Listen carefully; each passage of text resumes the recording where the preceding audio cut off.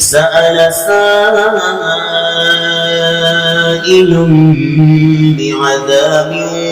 واقع للكافرين ليس له دافع من الله ذي المعارج تعرج الملائكة والروح إليه في يوم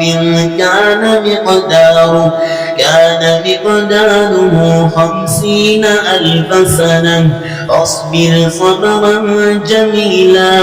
إنهم يرونه بعيدا ونراه قريبا يوم تكون السماء كالمهل وتكون الجبال كالعهن ولا يسأل حميم حميما يبصرونهم يود المجرم لو يفتدي من عذاب يومئذ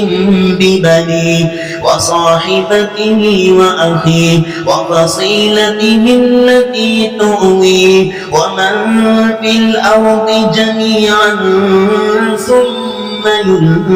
ينجيه كلا إنها لظى نزاعة للشوى تدعو من أدبر وتولى وجمع فأوعى إن الإنسان خلق هلوعا إذا مسه الشر جزوعا وإذا مسه الخير منوعا إلا المصلين الذين هم على صلاتهم دائمون والذين في أموالهم حق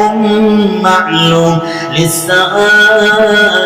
والمحروم والذين يصدقون بيوم الدين والذين هم من عذاب ربهم مشفقون إن عذاب ربهم غير مأمون والذين هم لفروجهم حافظون إلا على أزواجهم أو ما ملكت أيمانهم فإنهم غير ملومين فمن ابتغى وراء ذلك فأولئك هم العادون والذين هم لأماناتهم وعهدهم راعون والذين هم بشهاداتهم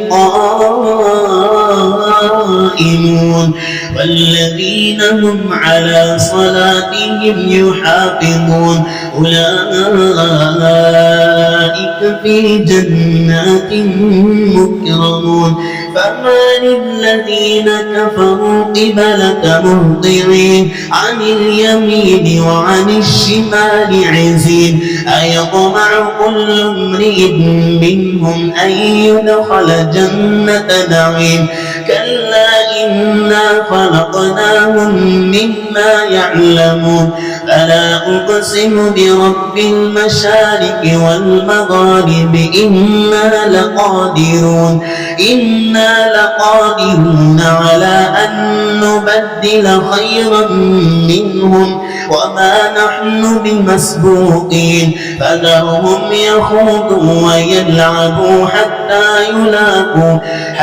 يلاقوا يومهم الذي يوعدون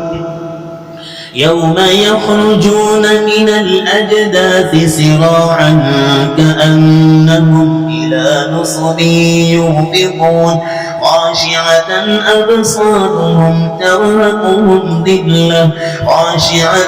أبصارهم ترهقهم ذلة ذلك اليوم الذي كانوا يوعدون.